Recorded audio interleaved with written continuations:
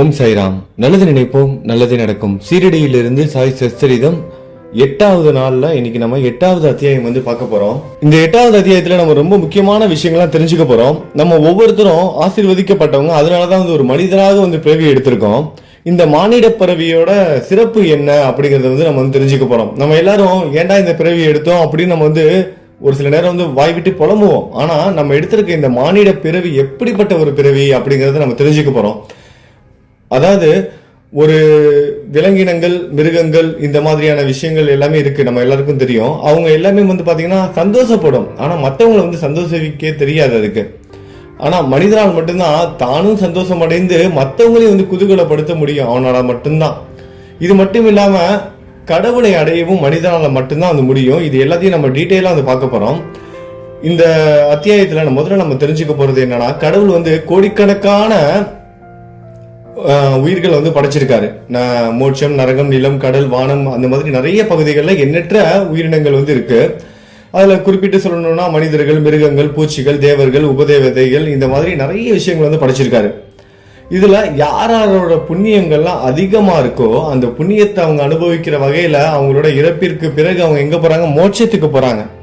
அந்த நன்மைகளை அனுபவித்த பிறகு அவங்க என்ன பண்றாங்க? திரும்பவும் மானிட பிறவியை எடுக்கிறாங்க.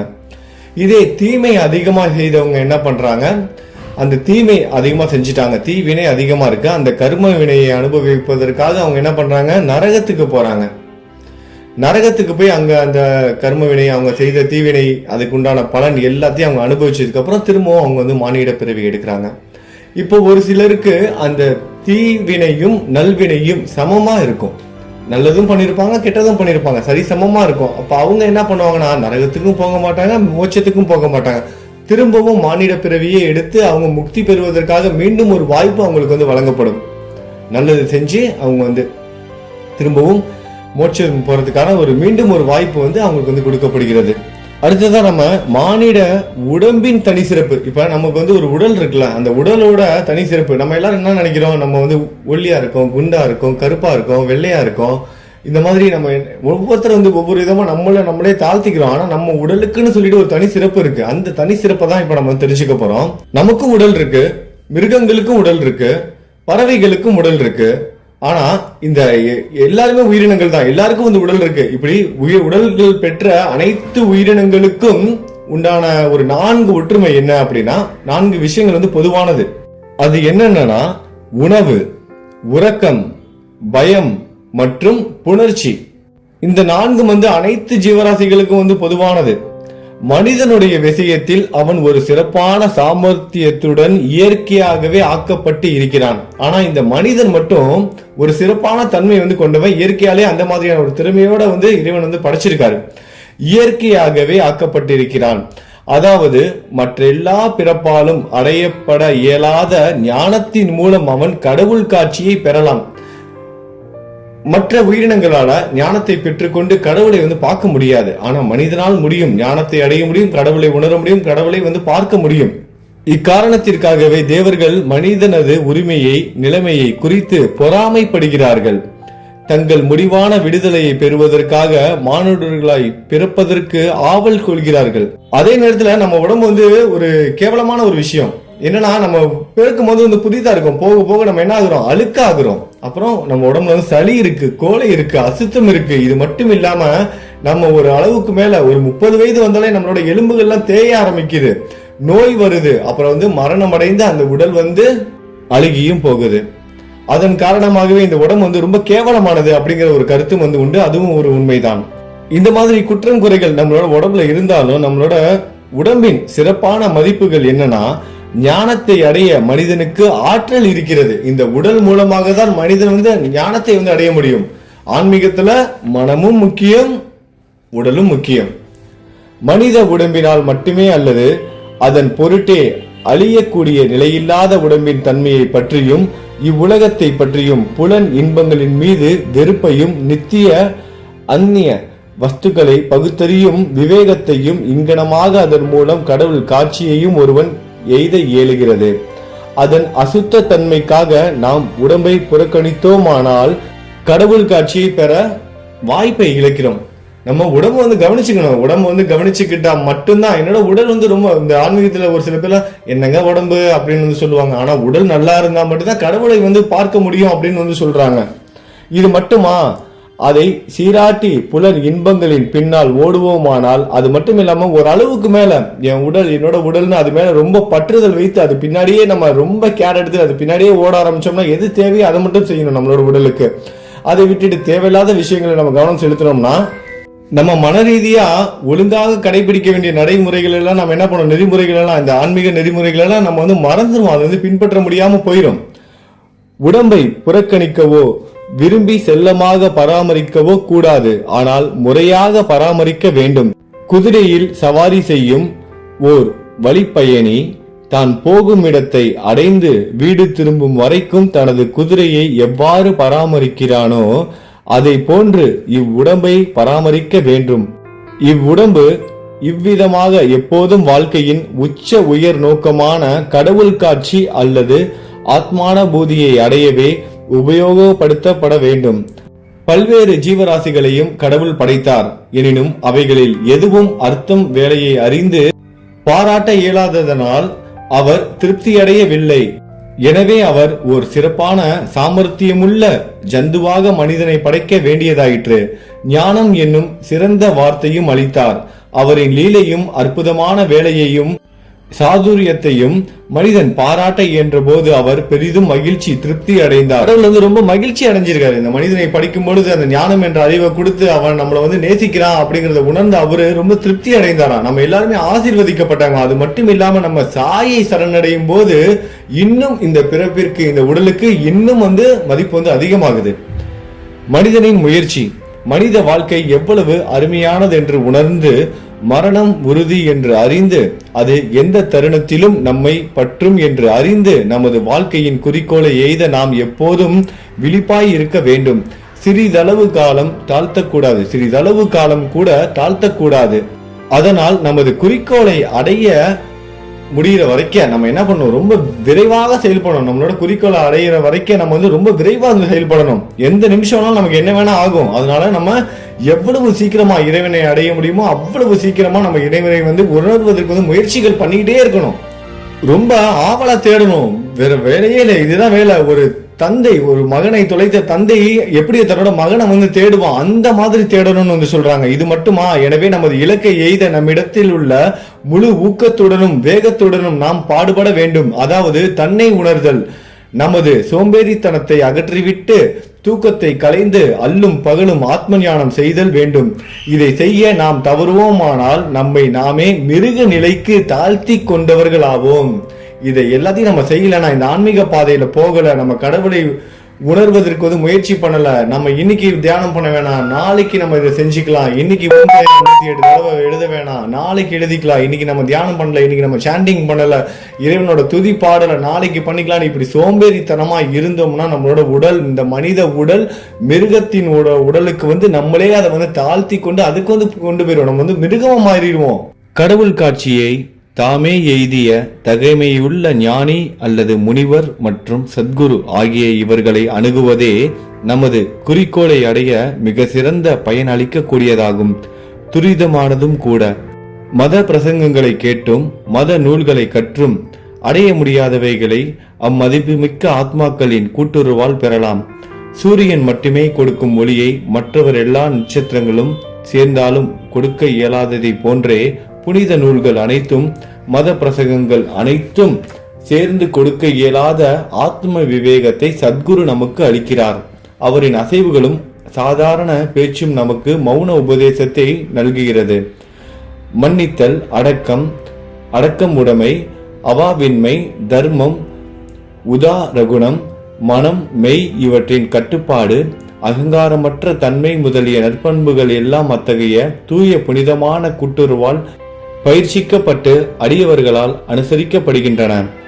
இது அவர்களது மனதை ஒளிப்படுத்தி ஞானத்தை நல்கி தன்னை உணர செய்கிறது.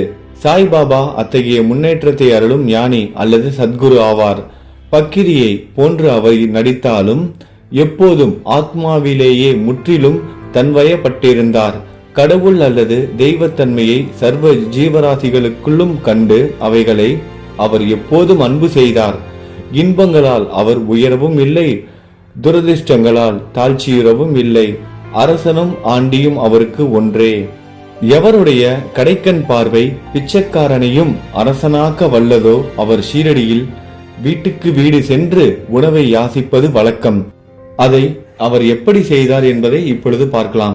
பாபா எந்த ஷீரடி மக்களின் வீடுகள் முன்னர் ஒரு பிச்சைக்காரனை போல் நின்று ஓ லாசி, அதாவது அம்மா, ஒரு ரொட்டி துண்டு கொடு என்று கூவி அப்பிச்சையை ஏற்க தம் திருக்கரங்களை நீட்டி அருளினாரோ அவர்கள் ஆசீர்வதிக்கப்பட்டவர்கள்.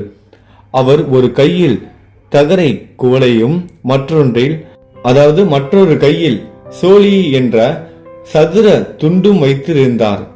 தினந்தோறும் சில குறிப்பிட்ட வீடுகளுக்கும் ஒரு வீட்டிலிருந்து மற்றொரு வீட்டிற்கு பிச்சை எடுக்க சென்றார். திரவ ஆகாரமான சூப், காய்கறிகள், பால், மோர் ஆகியவற்றை தகர குவளைகளிலும், சோறு, ரொட்டி முதலிய திடப்பொருட்களை துண்டிலும் வாங்கி கொண்டார். பாபாவுக்கு தன்னுடைய நாக்கின் மேல் கட்டுப்பாடு உண்டு. அது சுவை அறிவது இல்லை. எனவே பல்வேறு பொருட்களை ஒன்று கூட்டியே ருசியை எங்கனம் அவர் பொருட்படுத்த முடியும். துண்டிலும் தகர குவளையிலும் கொண்டுவரப்பட்ட எல்லா உணவுப் பொருட்களையும் ஒன்று கலக்கப்பட்டு பாபாவால் அவர் மனம் நிறைவெய்தும் வண்ணம் பகிர்ந்து உட்கொள்ளப்பட்டது. சில குறிப்பிட்ட உணவுகள் சுவையானவையாகவோ மாறாக இருப்பினும் பாபா தமது நாக்கு முழுவதும் சுவையுணர்வையே இழந்து விட்டதை போல கவனிப்பதே இல்லை. பாபா மதியம் வரை பிச்சை எடுத்தார். ஆனால் பிச்சை எடுப்பது மிகவும் நியதி இல்லாதிருந்தது. சில நாட்களில் சில சுற்றுகளே சென்றார். இந்த பிச்சை பாபா எடுத்தார்ல, அது ஒரு நியதியே இல்லை. நியதினா ஒரு முறையா அவர் பிச்சையே எடுக்கல அப்படின்னு சொல்றாங்க. சில நாட்கள்ல சில சுற்றுகள், சில ஒரு ரவுண்டு போற மாதிரி சில மணி நேரம் போவாராம். இப்படி குறிப்பிட்ட நேரம் போவாரு, குறிப்பிட்ட நேரம் போக மாட்டாரு. இந்த மாதிரிலாம் எந்த ஒரு வரைமுறையும் கிடையாது. சில நாட்களில் பகல் 12 மணி வரையும் எடுத்தார். சில நாள் என்ன பண்றாரு, பகல் 12 மணி வரைக்கும் கூட எடுத்துக்கிட்டே இருக்காரு. அவர் ஒருத்தருக்காக தான் அவர் யாசகம் வாங்கணும். ஆனா அவர் அந்த மாதிரி வரைமுறையெல்லாம் இல்லாம சில நாள்ல ரொம்ப நேரமாலாம் யாசகம் வாங்கிக்கிட்டே இருப்பாராம். இவ்வாறு சேர்க்கப்பட்ட உணவு ஒரு சட்டியில் கொடுக்கப்பட்டது. நாய்களும் காக்கைகளும் பூனைகளும் அதிலிருந்து தாராளமாக சாப்பிட்டன. அப்படி வாங்குற ஒரு உணவு அவர் ஒருத்தருக்கு தானே அவர் யாசகம் வாங்கணும். ஆனா அவர் என்ன பண்றாரு, நடந்து ஒரு முறையே இல்லாம எவ்வளவு முடியுமோ அவ்வளவையும் வாங்குறாரு. ஒரு சில நாள்ல ரொம்ப அதிகமா யாசகம் வாங்குவார். அப்படி வாங்குற அந்த உணவு எல்லாத்தையும் ஒன்னா கலந்து ஒரு பாத்திரத்துல நாய்களுக்கும் காக்கைகளுக்கும் பூனைகளுக்கும் அதுல இருந்து தாராளமா சாப்பிட கொடுப்பாரா நம்மளோட சாயி. நல்லா தெரிஞ்சுக்கணும் ஒரு விஷயத்த. பாபா எப்பொழுதுமே நம்ம என்ன நினைக்கிறோம், அன்னதானம், ஷிரடினாலே அதாவது அன்னதானம் பண்ணணும். அப்புறம் பாபா கோவில்னாலே அன்னதானம். பாபா அன்னதானம் பண்ணுங்க, எல்லாருக்கும் உணவு கொடுங்க அப்படின்னு அவர் சொல்றது எல்லா ஜீவராசிகளுக்கும் உணவு கொடுங்க. அதை தான் எல்லா இடத்துலையும் சொல்லியிருக்காரு.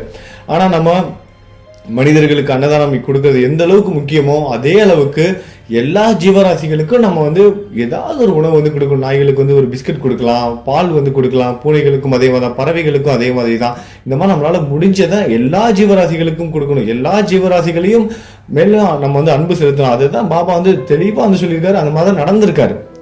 அது மட்டும் இல்லாமல் அதுக்கப்புறம் என்ன நடந்துச்சு அப்படிங்கறத பார்க்கலாம். பாபா அவைகளை விரட்டியதே இல்லையா. அப்படி நிறைய நாய்கள் இப்ப ஷிரடியில வந்தா கூட அவ்வளவு நாய் வந்திருக்கும். யாரையும் எதுவும் கடிக்காது. நம்ம பக்கத்துல நம்ம மடியில தலை வச்சு படுத்துக்கும். இது மட்டும் இல்லாம அந்த ஊர் மக்கள் எல்லாம் பல்லக்கு தூக்கிட்டு வருவாங்க. அங்க பல்லக்கு தூக்கிட்டு வரும்போது பாத்தீங்கன்னா அந்த ஒவ்வொரு பல்லக்கு கீழேயும் இந்த ஷிரடியில இருக்கிற ஒவ்வொரு நாயும் உள்ளுக்குள்ள போந்துரும். அவங்க பல்லக்கு முன்னாடி 2 பேர் தூக்கிட்டு வருவாங்க, பின்னாடி 2 பேர் தூக்கிட்டு வருவாங்க. அந்த பல்லக்கு கீழே இருக்கிற பகுதியில ஒரு நாய்க்குட்டியும் சேர்ந்து நடந்துகிட்டே இருக்கும். நாய்க்குட்டின்னு சொல்றதுக்கு கூட நமக்கு கஷ்டமா இருக்கு. ஏன்னா பைரவர் சாமி தான். ஏன்னா ஷிரடியில் இருக்கிற ஒவ்வொரு நாய் சாமி மாதிரி தான் சமம். ஏன்னா பாபாவோட அனுகிரகங்கள் பெற்றது. அது மட்டும் இல்லாம அந்த நம்ம பார்த்துருப்போம், ஒரு சில வீடியோலாம் கூட பார்த்துருப்போம். கொஞ்சம் நமக்கே அந்த மனசு கஷ்டமா இருக்கும். நல்லா ட்ரெயின் பண்ணி வச்சிருப்பாங்க. அதாவது சரியா இந்த நேரத்துல பாபா கோயில பால் ஊற்றுவாங்கன்னு தெரிஞ்சே ஒரு நாய் வரும். இல்லைன்னா அங்க பிஸ்கட் இருக்குன்னு தெரிஞ்சே ஒரு நாய் வரும். பாருங்க, பாபா இந்த நாய் தரிசனம் பெற்றது, பாபா கிட்ட ஆசீர்வாதம் வாங்கிச்சு, பாபா வணங்குனுச்சு. இந்த மாதிரி எல்லாம் கூட நம்ம பார்க்கும்போது நமக்கே ரொம்ப இதா இருக்கும், ஏன் இப்படி பண்றாங்க அப்படின்னு. அதே மாதிரிதான் கோயில்கள் மாடு கூட வரும். அது கூட பாத்தீங்கன்னா அங்க சாப்பாடு இருக்குன்னு தெரிஞ்சுக்கிட்டு தினைக்கிறது வர ஆரம்பிக்கும். சரி, நம்ம ரொம்ப ஆராய்ச்சி பண்ண வேணாம். ஆனா ஷீரடியில எப்படின்னா அவங்க உணவு கொடுக்குறாங்க கொடுக்கல அதெல்லாம் அடுத்த விஷயம். நீங்க நேர்ல வந்தீங்கன்னா தெரியும். அந்த பல்லக்கு தூக்கிட்டு வருவாங்க. தூக்கிட்டு வர வரைக்கே ஏதாவது ஒரு நாய், ஒவ்வொரு பல்லக்கு பின்னாடி ஒவ்வொரு நாய் வருது. அது எப்படின்னே தெரியல எனக்கும். அந்த உங்க ஷீரடிக்குள்ள நுழைஞ்ச உடனே அந்த கோயில் அந்த வளாகத்துல நுழைஞ்ச உடனே என்ன பண்ணுது, ஒவ்வொரு நாயும் வந்து ஒவ்வொரு பல்லக்கு பக்கத்துல போயிருது, இல்லைன்னா அந்த பல்லக்கு கீழே போய் நடக்க ஆரம்பிச்சிருது. கூடவே சேர்ந்து இந்த மக்களோட மக்களா அவங்க நின்று ஆடி பாடி எல்லாம் பண்ற வரைக்கும் அது கூடவே நிக்குது. பொறுமையா தான் நகர்றாங்க. வேகமா கொஞ்சம் தூரம் போறாங்க, அப்புறம் அங்க நின்று கொஞ்சம் டான்ஸ் ஆடுறாங்க, பாட்டு பாடுறாங்க, சாமி கும்பிடுறாங்க. அதுக்கப்புறம் திரும்பி நடக்கிறாங்க, திரும்பவும் அந்த நாய் கூடவே சேர்ந்து நடக்குது. கடைசியா அந்த பின்னாடி இந்த கலையரங்கம்லாம் இருக்கும், அந்த பாட்டு பாடுற நிகழ்ச்சிகள் ஆடுற இதெல்லாம் வந்து நடக்கும் அங்க துவாரகாமாய்க்கு பின்னாடி. அந்த இடத்துல தான் கொண்டு போயிட்டு பாபா வந்து இறக்கி வைப்பாங்க. கீழே வந்து ஒரு துணி விரிச்சு அந்த பல்லக்கு வந்து இறக்கி வைப்பாங்க ஊரை சுற்றி வர மக்கள் எல்லாரும். இது வந்து வியாழக்கிழமை வெள்ளிக்கிழமை அந்த மாதிரி 4 கிழமைலாம் கிடையாது. ஒவ்வொரு நாளும் ஏதாவது ஒரு ஊர்ல இருந்து ஏதாவது ஒரு மக்கள் வந்து காவடி மாதிரி, நம்ம ஊர்லனா அந்த பழனிக்கெல்லாம் காவடிலாம் தூக்கிட்டு போவாங்க பாருங்க, அந்த மாதிரி ஏதாவது ஒரு மக்கள் வந்து ஏதாவது பல்லக்கில் பாபா வந்து தூக்கிட்டு வந்துக்கிட்டே தானே வைப்பாங்க. அப்படி தூக்கி அவங்க இறக்கி அந்த இடத்துல வைக்கும் போது அந்த நாய் அந்த பல்லக்கு பக்கத்தில் அமைதியா படுத்துக்கும், எதுவுமே பண்ணாது, அப்படியே அமைதியா படுத்துக்கும். இதெல்லாம் பார்க்கும்போது பிரமிக்க வைக்கிற விஷயமா தான் இருக்கு. இது எப்படி நடக்குது, என்ன அதிசயம், இதெல்லாம் நம்ம வந்து உணரவே ரொம்ப கஷ்டமா இருக்கு. இதை விவரிப்பது எவ்வளவு கஷ்டங்கிறது உங்களுக்கு புரியும் நினைக்கிறேன். தயவு செஞ்சு புரிஞ்சுக்கோங்க. ஆத்மாத்தமா நான் சொல்றதை கேட்டீங்கன்னா உங்களுக்கு வந்து புரியும். அதான் பாபா தான் யாசகம் வாங்கின உணவு வந்து எல்லா விலங்குகளுக்கும் வந்து கொடுப்பாராம். அது மட்டும் இல்லாம அந்த பூனை நாய் இது எல்லாம் நிறைய வருதுல, அது எல்லாம் எப்போதும் அவர் விரட்டினதே கிடையாதான். அவரு மனிதர்களை கூட அது விரட்டி இருக்காரு, கோபமா பேசியிருக்காரு. நம்ம நிறைய சச்சரித்திரத்துல எல்லாம் பார்த்திருக்கோம். ஏன் குச்சி வச்சு அடிச்செல்லாம் கூட இருக்காரு, கழுத்தை பிடிச்சி மிதிச்சிருக்காரு, இந்த மாதிரி என்னென்னமோ விஷயங்கள்லாம் செஞ்சிருக்காரு. ஆனா அது எல்லாமே ஆசீர்வாதம் தான். ஆனா இந்த கடுமையான ஆசீர்வாதங்கள் கூட பாத்தீங்கன்னா எப்பொழுதுமே அந்த ஜீவராசிகள் மேல் வந்து அவர் காமிச்சதே கிடையாது. அந்த மாதிரி எந்த ஒரு விஷயத்தையும் நம்ம இது வரைக்கும் நம்ம கேள்விப்பட்டிருக்கவே மாட்டோம். ஏன்னா இதுல நம்ம தெரிஞ்சுக்கணும் பாபா எல்லா உயிர்களிடத்தும் எப்படி வந்து அன்பு செலுத்தினாரு, அதுவும் முக்கியமா மனிதர்களை விட அந்த விலங்குகள் இடத்துல பாபா எவ்வளவு அன்பு செலுத்தினாரு அப்படிங்கறத நம்ம தெரிஞ்சுக்கணும் இந்த நிமிஷத்துல. அப்புறம் அந்த மசூதி பாபா தங்கியிருந்தால துவாரகாமாய் அந்த இடத்த கூட்டி பெருக்கி சுத்தம் பண்ற அந்த ஒரு பெண்மணிக்கு வந்து 10 அல்லது 12 ரொட்டி துண்டுகளை தன் வீட்டிற்கு எடுத்து சென்றால் தினைக்கும் வந்து எடுத்துட்டு போகலாம். பாபா வந்து கொடுப்பாராம். 10 இல்லைன்னா 12 ரொட்டி துண்டுகள் வந்து எடுத்துட்டு போகலாம். அவள் அங்கனம் செய்வதை யாரும் தடை செய்யவில்லை, யாரும் அதை தடுக்கவும் இல்லையா. இது மட்டும் இல்லாம இப்ப நம்ம சொன்னோம்ல, நீங்க கேட்டீங்களா அந்த பாபா வந்து பூனைகள் நாய்கள் இந்த மாதிரி விலங்குகள் எடுத்து வந்து கடுமையே காட்டினதே கிடையாது, விரட்டினதே இல்லைன்னு. இது மட்டும் இல்லாம அவர் கனவுல கூட அந்த மாதிரி இருந்தது கிடையாது. கனவுல கூட நாய்களையும் பூனைகளையும் வந்து கடும் சொற்களாலோ ஜாடைகளாலோ எதுவும் விரட்டியதே இல்லையா. கண்களை கூட கோபமா கூட பார்த்தது இல்லை அப்படின்னு சொல்றாரு. எங்கனம் ஏழ்மையான திக்கற்ற மக்களுக்கு உணவை மறுக்க இயலும்.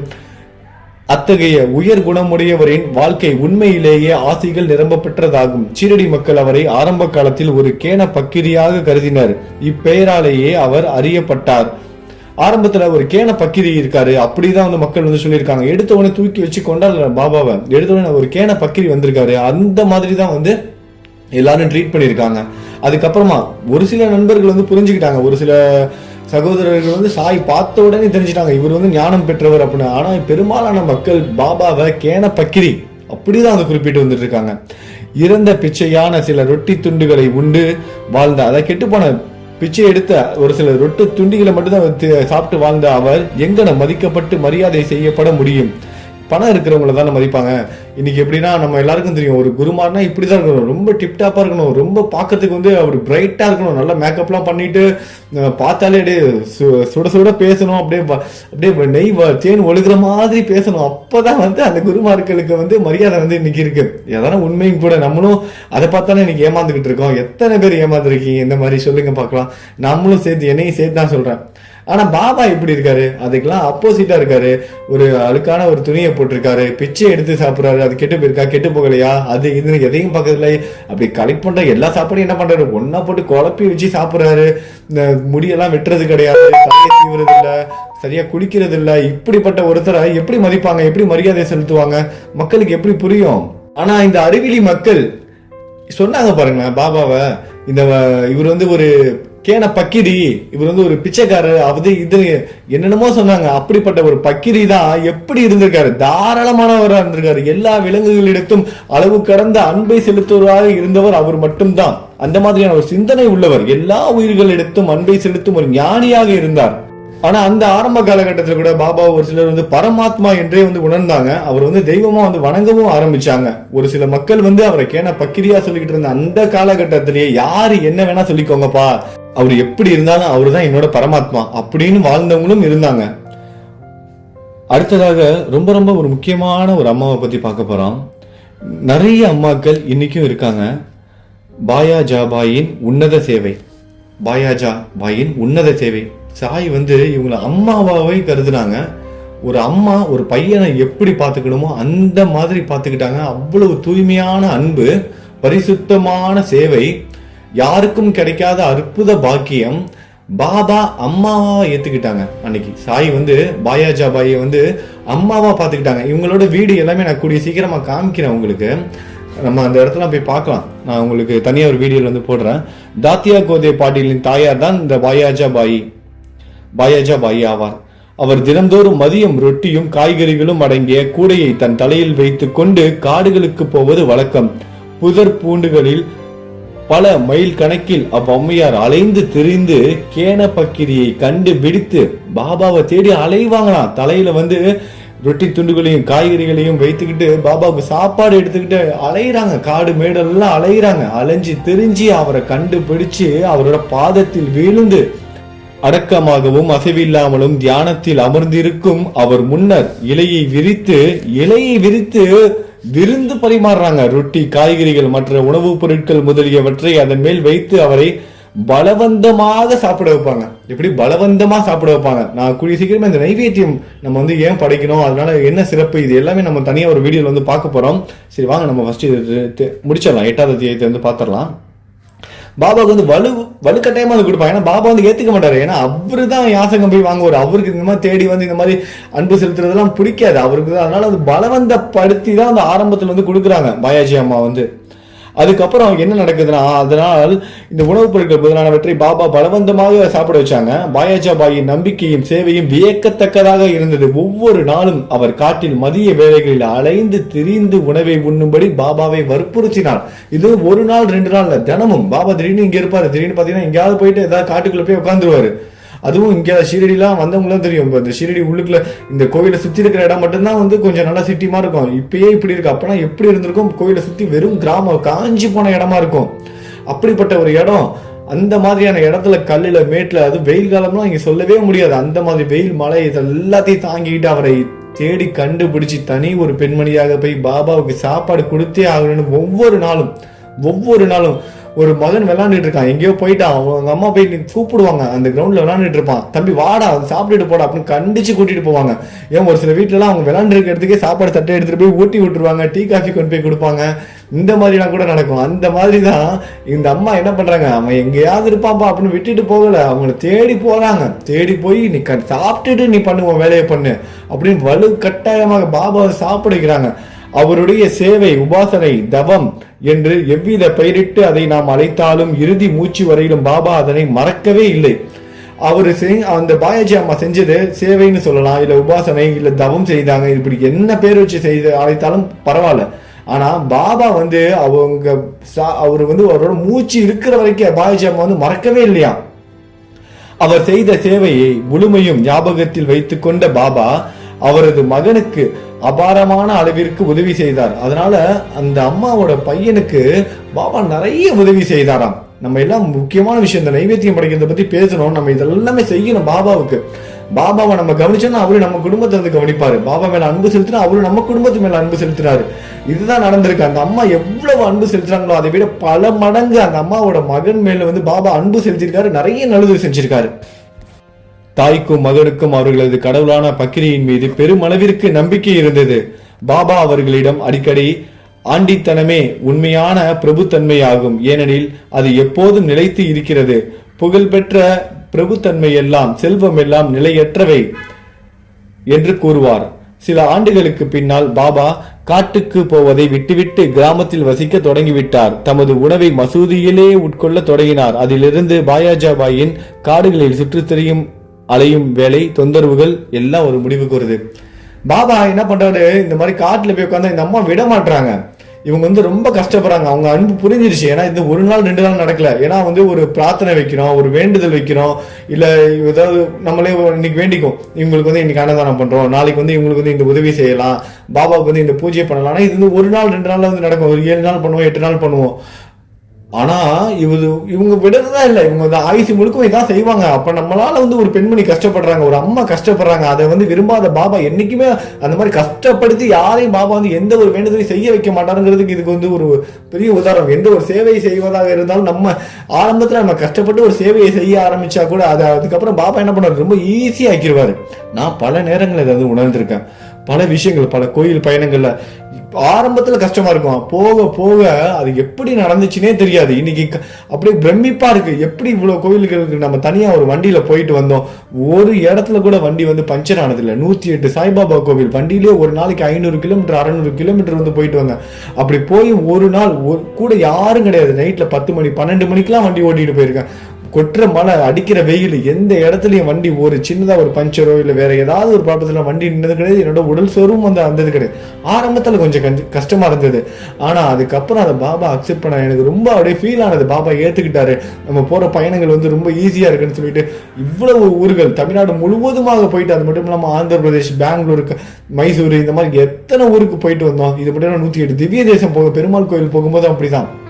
முக்திநாத் இமயமலையில மேல இருக்க பத்ரிநாத்தா இருக்கட்டும், முக்திநாத்தா இருக்கட்டும், கேரளாவில் இருக்க கோயிலா இருக்கட்டும், குஜராத்ல இருக்கிற துவாரகையா இருக்கட்டும், உத்தரப்பிரதேசத்துல இருக்க மதுராவா இருக்கட்டும், அப்புறம் அயோத்தியாவா இருக்கட்டும், இது மாதிரி லக்னோல நைமிசாரண்யம், அங்கெல்லாம் வந்து மொழி பிரச்சனை ரொம்ப பெரிய பிரச்சனை. அங்கெல்லாம் வந்து யாருக்கும் வந்து இங்கிலீஷ் கலந்து பேசவே மாட்டாங்க, ஹிந்தி பேசுவாங்க. ஆனா ஹிந்தியில இடையிடையில ஒரு சின்னதா ஒரு இங்கிலீஷ் வார்த்தை கலந்தா கூட நம்ம வந்து அண்டர்ஸ்டாண்ட் பண்ணிக்கலாம். அது கூட அவங்க வந்து பண்ண மாட்டாங்க.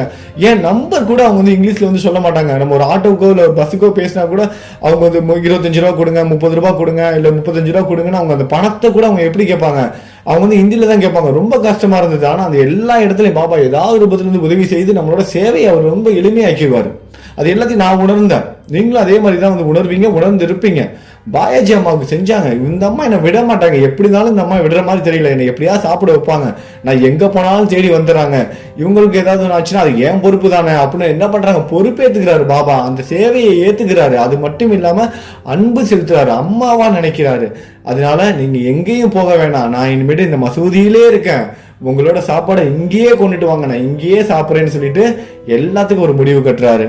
நம்ம எல்லாரும் சாயை வந்து ஒரு குருவா பாக்குறோம், அப்புறம் வந்து கடவுளா பாக்குறோம், இன்னும் ஒரு சில பேர் அப்பாவா, தாத்தாவா, அண்ணனா, இந்த மாதிரி எந்த மாதிரி வேணா பார்த்துட்டு இருக்காங்க. ஆனா அவர் வந்து நம்ம நண்பனா பார்க்கணும். பாபாவோட எப்படி அவர் ரொம்ப ஜாலியா எப்படி கேஷுவலா நம்ம நண்பர்களோட பழகினா எப்படி பழகுறாங்க அப்படிங்கிற மாதிரியான ஒரு நிகழ்ச்சிகளை தான் இப்ப வந்து பார்க்க போறோம். எவர்களின் உள்ளத்தில் வாசுதேவர் உரைகிறாரோ அந்த ஞானிகள் எப்போதும் ஆசீர்வதிக்கப்பட்டவர்கள். அத்தகைய ஞானிகளின் கூட்டுறவை பெரும் அதிர்ஷ்டமுடைய பக்தர்கள் ஆசீர்வதிக்கப்பட்டவர்கள். தாத்தியா கோத்தே பாட்டில், பகத் மகள்ஷாபதி என்ற அத்தகையான இரு அதிர்ஷ்டசாலிகள் சாய்பாபாவின் கூட்டுறவை சமமாக பங்கிட்டு கொண்டனர். பாபாவும் அவர்கள் இருவரையும் சமமாக நேசித்தார். இம்மூவரும் தங்கள் தலைகள் கிழக்கு மேற்கு வடக்கு நோக்கி இருக்கும்படியும் தங்கள் கால்கள் எல்லாம் சந்திக்கும்படியும் மசூதியில் தூங்கினர். தங்களது படுக்கையை விரித்து அதன் மீது படுத்துக்கொண்டு பல விஷயங்களை பற்றி அரட்டை அடித்துக் கொண்டும் வம்பு பேசிக்கொண்டும் நள்ளிரவு நெடுநேரம் வரை பேசிக் கொண்டிருந்தார்கள். எவ்வளவு அற்புதமான ஒரு கடவுள் பாருங்க.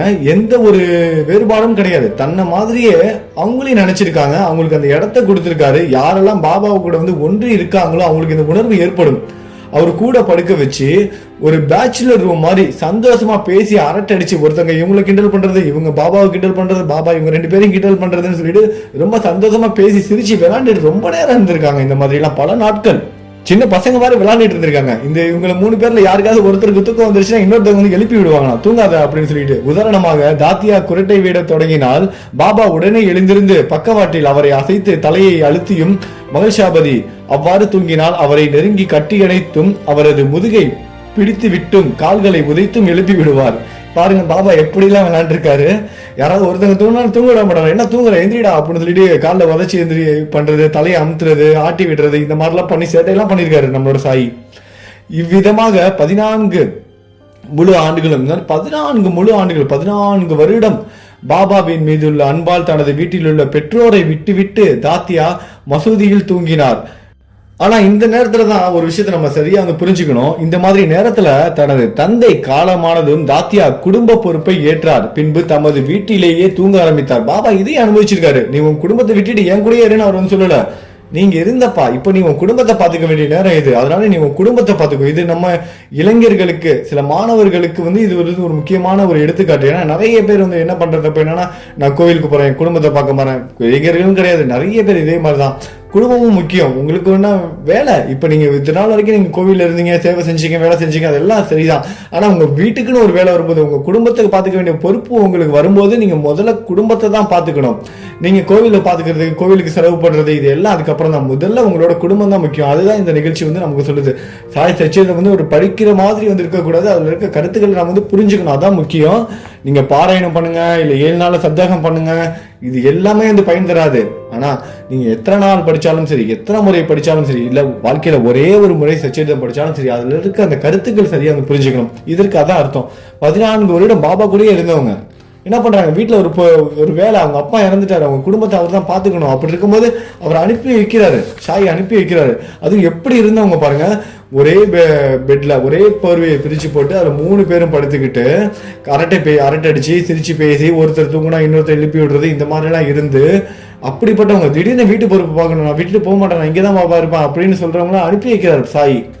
ஷிரடியை சேர்ந்த கணபத் கோதே பாடீலை பாபா விரும்பினார். அதற்கு சமமாக ரகதாவை சேர்ந்த சந்திர பன்ஷேட் மார்வாடியையும் விரும்பினார். இந்த சேட் காலமான பின்பு அவர் சகோதரர் புத்திரனான குசால் சந்தே அதற்கு சமமாக அல்லது அதற்கு அதிகமாகவோ கூட அன்பு செலுத்தி அல்லும் பகலும் அவர் நலத்தில் கண்ணாய் இருந்தார். பாபா ஒருத்தரை விரும்பிட்டார்னா அவங்க குடும்பத்தையே பாத்துக்குவார். இதெல்லாம் தான் இதுல புரிஞ்சுக்கணும். நம்ம ஒருத்தரை வந்து விரும்புறாருன்னா அவரோட நிப்பாட்ட மாட்டார். அவங்க தலைமுறை, அவங்களோட கூட பிறந்தவங்க, அவங்களோட மகன், இது எல்லாருமேலையும் வந்து அன்பு செலுத்துவார். அதுவும் அவங்க இல்ல, ஒருவேளை அவங்க இல்லாம போயிட்டாங்கன்னா அவங்க குடும்பத்துக்கு பாபா வந்து அன்பு செலுத்துவார். அந்த இடத்துல அவரு இருப்பாரு, ஆத்மார்த்தமா அவர் இருந்து எல்லாத்தையும் செய்து கொடுப்பார். அவரோட ஆசீர்வாதம் எல்லாருக்கும் கிடைக்கும். ஒரு குடும்பத்துல ஒருத்தங்க பாபா வழிபட்டாலே போதும், அந்த குடும்பமே பாபாவோட கண்காணிப்பில் வந்து இருக்கும். அவங்க இருந்தாலும் அவங்களோட மறைவுக்கு பின்னும் அவங்களோட தலைமுறைகளை பாபா பார்த்துக்குவாரு. அதுக்கப்புறம் அல்லும் பகலும் அவர் நலத்தில் கண்ணாய் இருந்தார். சில சமயங்களில் மாட்டு வண்டியிலோ அல்லது குதிரை வண்டியிலோ நண்பர்களுடன் பாபா ரகதாவிற்கு செல்வார். இப்படி அவரோட நண்பர்களோட சேர்ந்து பாபா ரகதாவுக்கே போவாராம். அங்க போய் அக்கிராமத்தில் மக்கள் வாத்திய இசையுடன் வந்து வாத்திய இசையோட வந்து பாபா வந்து வரவேற்பாங்களாம். ரகதாங்கிறது ரொம்ப தூரம்னா இல்ல, ஷிரடியில இருந்து சரியா 6 கிலோமீட்டர் மட்டும் தான் வரும். ஒரு 15 நிமிஷத்துல நம்ம வந்து போயிடலாம். போற வழியில பாத்தீங்கன்னா உங்களுக்கு வந்து இந்த கல்பக விருஷ மரம்லாம் சொல்லுவாங்களா, அந்த மரம்லாம் அங்கதான் இருக்கு. பாபா வந்து நின்ன மரம், பாபா ஓய்வெடுத்த மரம்னு சொல்லுவாங்க. இந்த மாதிரி நிறைய கதைகள்லாம் இருக்கு அந்த மரத்துக்கு. ஒரு கேட்பதை கொடுக்கும் அதிசய மரம், அந்த மரம்லாம் சொல்லுவாங்க. ரொம்ப ஆசீர்வதிக்கப்பட்ட மரம்னு வந்து எல்லா பதிவுகள்லயும் நம்ம வந்து படிச்சிருப்போம், கேட்டிருப்போம். அந்த மரம்லாம் அந்த போற வழியில தான் இருக்கு.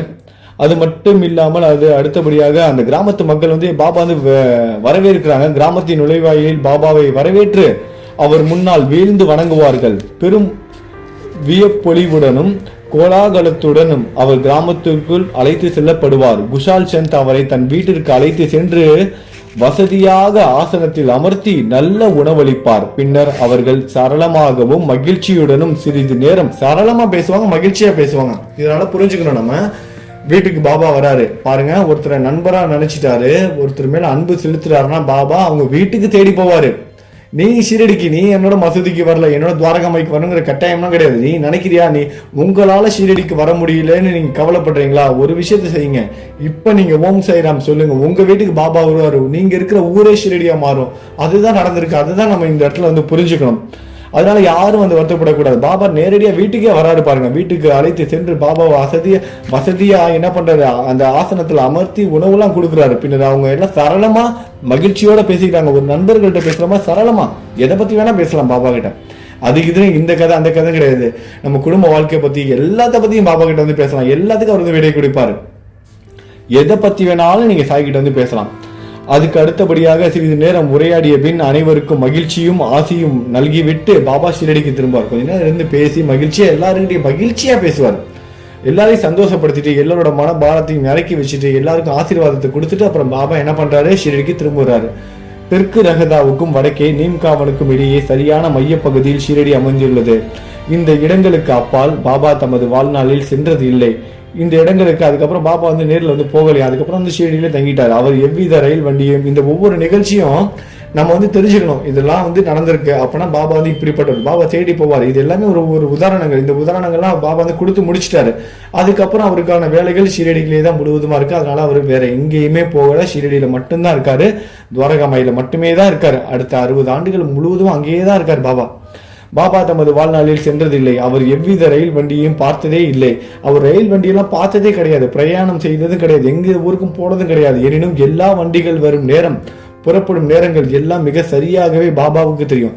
அவர் எந்த ட்ரெயின்லையும் போனதில்லை, எந்த வண்டியிலையும் போனதில்லை. அப்படி இருந்தும் ஷீரடிக்கு அந்த கோபர்கான் ரயில்வே நிலையத்திற்கு என்னென்ன ட்ரெயின் வருது, என்னென்ன ட்ரெயின் எந்த ட்ரெயினில் கிளம்புது, இது எல்லாமே அவருக்கு தெரியும். எந்தெந்த ஊர்லேருந்து வருது எல்லாமே அவர் தெரிஞ்சு வச்சிருந்தாரு. ஆனால் அவர் அந்த ட்ரெயினை கண்ணில் கூட பார்த்ததில்லை. பாபாவிடம் விடை பெற்று கொண்ட போது அவரின் அறிவுரைகளின்படி நடந்தவர்கள் நன்மை அடைந்தார்கள். யாரெல்லாம் ஷீரடிக்கு வந்துட்டு பாபா கிட்ட அறிவுரை வாங்கிட்டு ஆசி வாங்கிட்டு அவரோட அனுமதியை பெற்றுட்டு ஷீரடி கிளம்புறாங்களோ அவங்க வந்து நன்மை அடைந்தாங்க. அதை மதிக்காதவர்கள், பாபா கிட்ட இந்த மாதிரி மதிக்காம நம்ம சொல்லாம போனவங்க வந்து ஒரு சில சங்கடங்களுக்கும் உள்ளானார்கள். அதுவும் உண்மை. இதை பற்றியும் இன்னும் பல நிகழ்ச்சிகள் குறித்தும் அடுத்த அத்தியாயத்துல வந்து பார்க்க போறோம். ஒரு விஷயம் நல்லா ஞாபகம் வச்சுக்கோங்க, நீங்க எப்ப ஷீரடிக்கு வந்தாலும் நீங்க கிளம்புறப்ப எல்லாரும் ஷீரடிக்கு வருவாங்க, வந்தவொடனே எப்போ ஆரத்தி பார்க்கறது, எப்போ தரிசனம் பார்ப்பது, இந்த மாதிரிலாம் நிறைய பிளான் வந்து வச்சிருப்பாங்க. முக்கியமா நீங்க செய்ய வேண்டியது என்ன அப்படின்னா, இதுக்கு முன்னாடி செஞ்சிருப்பீங்க, ஒரு சில பேர் செய்யாம இருப்பீங்க, ஆனா இனிமேல் இதை எப்போதும் கடைபிடிங்க. ஷீரடியை விட்டு கிளம்பும் போது துவாரகமாயில வந்து பாபா கிட்ட ஆசை பெற்றுட்டு, பாபா நான் போயிட்டு வரேன் பாபா, நீங்க என் வீட்டுக்கு வாங்க பாபா, நான் ஷீரடிக்கு வர வரைக்கும் நீங்க என் கூடயே என் வீட்டுக்கு வந்துருங்க பாபான்னு அவர்கிட்ட சொல்லிட்டு அவர்கிட்ட அனுமதி வாங்கிட்டு ஆசீர்வாதம் வாங்கிட்டு கிளம்புங்க. ஒருவேளை நீங்க துவாரகாமாய்க்கு வரும்போது உங்க கையில போன் இருக்கு, போனை வச்சுட்டு துவாரகாமாய்க்குள்ள போக முடியாது, போக வந்து அலோவ் பண்ண மாட்டாங்க.